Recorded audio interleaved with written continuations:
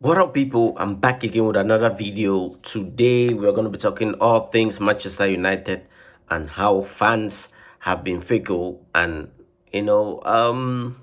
let's start with the Dan Ashworth thing, and the game coming up, on Thursday, and so forth, so forth, so forth. So, the Dan Ashworth thing, I haven't had the time to make a video ever since we played Nottingham Forest. I haven't had the time to really, say my piece on a lot of things that has been happening to at Manchester United. And when I took my time, started reading the Manchester United news and watching everything, had a lot of time to think and digest a lot of stuff. And again, Manchester United fans are fickle, and the fake outrage that I'm seeing from this fan base is ridiculous. It is very ridiculous. The fake outrage, people just getting angry out of no reason. And this is why we are fans and professionals who know business, who are business savvy. They know what they're doing. Us as fans, we cannot manage anything in our lives, let alone manage a club with so many variables and so many things you have to do. So it is rather unfortunate that people saying, "Oh, why is Jim Ratcliffe recruiting all of this super team, and then in 5 months they're getting sacked? People are getting sacked here and there." And I'm asking myself, like, do you even think before you speak? Do you think before you speak? As far as I know, it's called business. If something is not working, you eliminate the problem. It does not matter if it's 1 day or 2 days.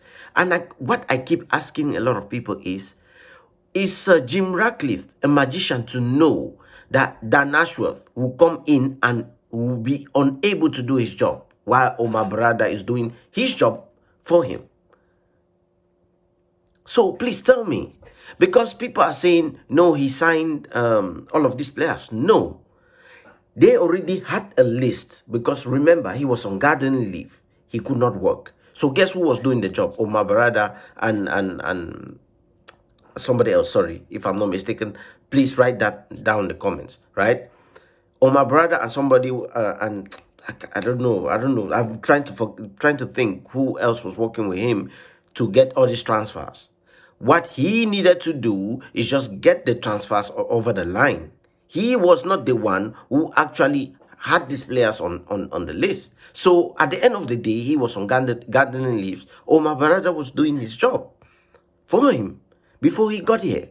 So when he came in, obviously, they started seeing, but this guy, I don't understand. He's doing something else. He's trying to do something else, give Bruno Fernandes a super extension. He wanted to keep every Ten Hag, even though we were massively failing. There's a lot of things. Look, he wanted to bring Graham Potter, Gareth Southgate, a lot of, other managers that were not competent to manage Manchester United. He wanted to bring them to Manchester United. So he made Sir Jim Ratcliffe to come in and to step in. Because remember, on an interview, he was asked, is everything not going to get sacked and all of that. He said himself, he has people in place for that. He didn't want to get involved in none of that, because he has recruited people for that. But then he had to step in because this guy was clearly not doing his job. And not only that, he didn't want Ruben Amorim. And then, it is so many things you can take as a business. People are getting, this is where I'm looking at these fans, I'm like, you guys have no clue when you speak, and you just fake outrage every single time something happens at Man United. At Man United, rival fans laugh at us every single time, because us fans, we make it very ridiculous. right? And here is where I'm looking at it. I'm like, are you guys really serious right now? Do you even read? You look at headlines and claim to know everything, but take your time and read and understand. Talk to other people behind the scenes before making any video online. Because you look ridiculous when you're making a video online, and then now you have to come and apologize later on. Ever since Ineos came in, they have not. Obviously they're going to make a mistake. Tell me who has his company perfect. Tell me who started his company perfect. It's not possible. It's just not possible. And then we want to blame Ineos for something that the Glazers have done for decades. This club was rotten for decades. They are coming in trying to put a structure in, and we are moaning about a sack in 5 months when somebody was incompetent. It does not make any sense, people. And then people are saying, yeah, all of this fact that they sacking people, increasing the money of the tickets and all of that. And people, you are complaining. When you go right now to shop, go to shopping right now, you cannot buy things for 50 euros that are even close to anything on your back. Everything in this life right now has increased. Your rent has increased. Your Netflix has increased. Your phone bill has increased. Every single thing in this life has increased. So increasing the tickets, in fact, going to Manchester United and watching your team play is a luxury. Hence, tickets at Bournemouth will be lower than Manchester United. Manchester United is a premium. And not only that, Liverpool has the highest ticket sales. They have the highest ticket amount than Manchester United. Go check it out. So I just don't understand why fans are fake outraging for no reason. Going to watch your team as Manchester United is a luxury. It is not by force. Because you can use that money to pay your bills. But the type of money you're paying to watch your team play, even though they are shit at this moment, is not on Ineos. It's not on Ineos. Ineos just came in and it's literally almost a year since they came in, and they have done so many things. And we want to ignore that for a sack. That is crazy. You fans are saying that, they made a mistake by keeping Erik ten Hag for so long before sacking him and had to pay him halfway. Now, here is the thing, people. We sit here and moan every single time and said when Ruben Amorim comes in, you guys are going to give all players a clean slate except a few, which is Luke Shaw, obviously. But the rest, they get a clean slate. Why are you fans giving a clean slate to players who have been here for a long time? But then you will not give, but you excuse that, but you will not excuse the fact that Ineos actually wanted to see for themselves if it is the players or the managers or the manager why we are this shit. Because they were not here when Erik ten Hag was managing the club. They got in, saw all the mess, and said, you know what? We are going to sack him. Started looking for other managers. He managed to win the FA Cup with these same shit players. They said, we're still looking. We're going to do our due diligence. At the time, Ruben Amorim was not, but he was on the list. But he was not available, really. So this was luck that we actually got him at the time we got him. So you never know. And they actually did their due diligence and said, okay, you know what? We're going to stick with what we know. Sometimes it's better to stick with the devil you know than the devil you don't know. So they said, okay, instead of giving him a new contract, they extended the 1-year contract he had already. Which makes sense in any business. So you fans have never started any business. So you cannot even be talking too much on the business side of anything. But most of you fans have YouTube channel, but you forget to know that your YouTube channel is your business. It's called a business. Once you start getting sponsorships, start getting super chats, it is a business. At some point, you need to upgrade what you're putting out for people to enjoy. So you need to get your a different camera. You need to get the different settings, lights, and everything. It costs money to do all of that. It becomes a business because you need to provide people with your services, your product, and people pay to watch what you're doing. Same thing for Manchester United. So if price for Netflix is increasing, guess what? Things at Manchester United, the shirts, the tickets will increase too as well. It's life. We are living life as it is. You understand? We are living life as it is. So again, people, stop moaning about something you clearly don't know nothing about. And even if you know, you refuse to believe what you're reading. Meanwhile, it's clear right there. It is very frustrating as a fan watching you Manchester United fans make mockery of us, of the people who are actually want to see this club grow. You get stuck in the past and you don't want to let this club grow, but you complain about us staying behind. Again, please name me one thing in your set they would do and they haven't done it. Of course, some things are going to take time, but you guys are impatient. Look at, we have just lost 2 on the row, right? Two games on the row, and the fans are already on uproar. Yes, I have my own reasons why I blamed Ruben Amorim on some few things, but I'm patient because I know he's going to get us there. I'm not expecting us, in fact, I'm not expecting us this season to be getting top 4, let alone winning anything. I'm not expecting anything. My expectation is nothing this year. But what I'm really hoping we should be getting is really top 4 if we look at it. Or at least win a Europa League. That is my personal expectation. But I'm not imposing that this is the stamp. This is the level I want it. No. Because I know my players are shit. So again, to wrap up the Omar Brother thing, please, people, calm down. It is not that serious, okay? Every business do this. Every business do this. It's not only that. You are saying it's incompetent. Are you a magician to know that Dan Ashworth came in and did all of that?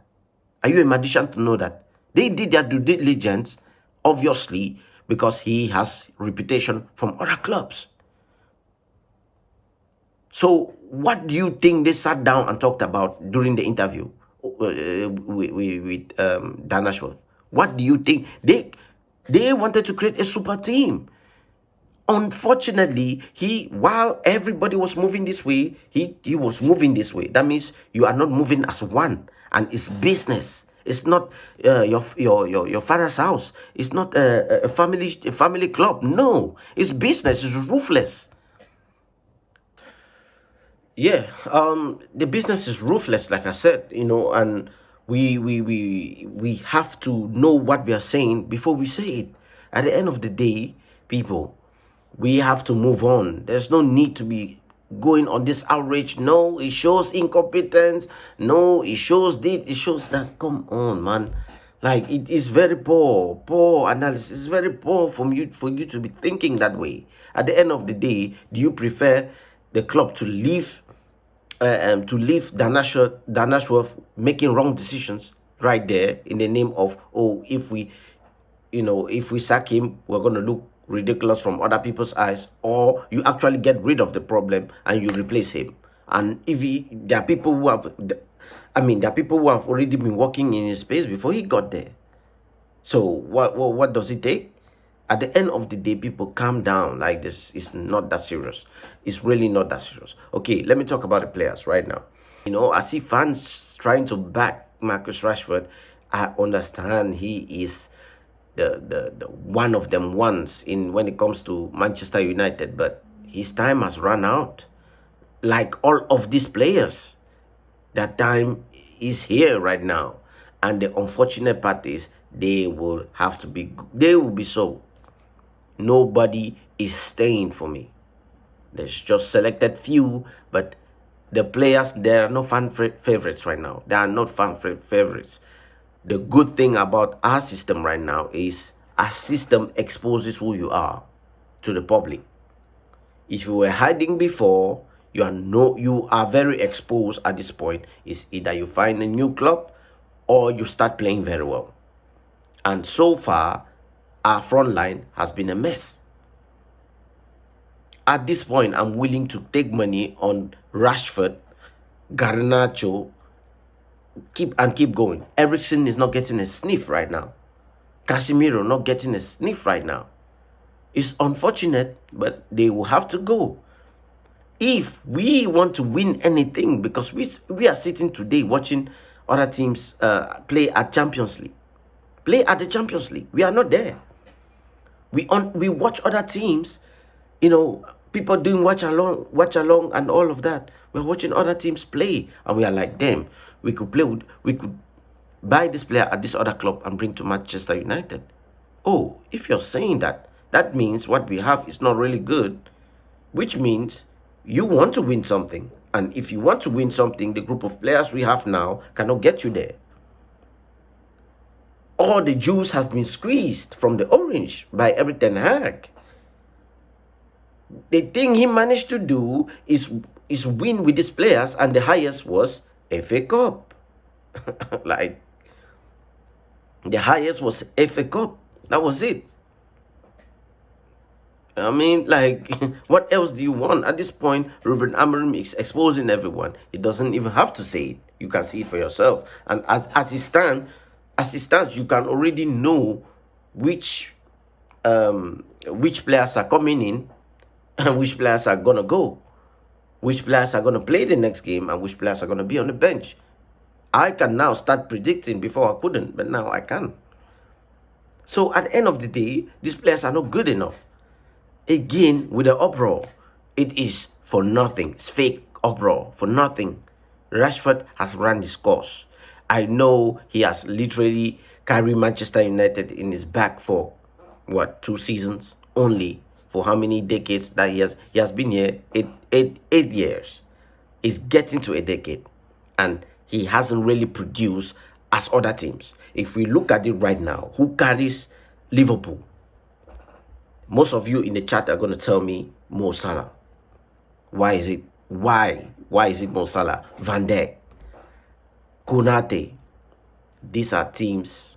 These are people that you would name. Arsenal, Saliba, Gabriel, Saka, Odegaard. Manchester City, even though they are shit right now, they are Pedri. Their player is out. They are crumbling because their good players are out. But still, you can still name them. Haaland carries Manchester City. If they don't score, they lose. Right now, as it stands, it's a lot. I can keep going for other teams. Newcastle, Aston Villa. I can name the players in there who carries their club, who carries their games more on the line. Because we don't have those players. It's only Amad Diallo as it stands. If he's not playing, we lose the game. Let everything play out. Let this club breathe for a second. If you are willing to be patient, what happened to that patience when you said, oh, I'm going to be patient and let this manager cook and let Ineos cook? They just got here and you want them to carry out a plan that takes 5 years to 10 years to do in 1 year. In fact, few months, because they have not yet clocked 1 year. They started officially in January. They did not start in December. So again, guys, what are we saying? Manchester United fans, please pipe down. Pipe down. You look ridiculous when you start doing all of this fake outrage. Oh no, Ineos are on fraud watch. Ineos are on this. They just got here. Let them cook. Let them take their time and bring back our club to a respectable place. We were laughing at Chelsea. £1 billion bottle jobs. We were literally laughing at Chelsea, but look at them right now.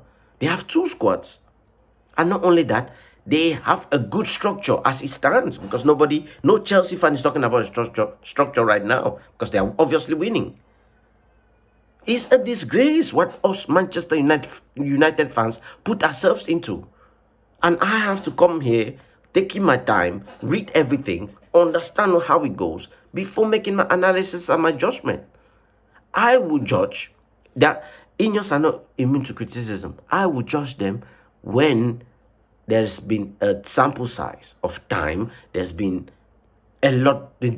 I will see what they will do with the sample size. But 1 year is not enough for them to do everything correctly at once. But so far, how many things have they done very good so far? Please.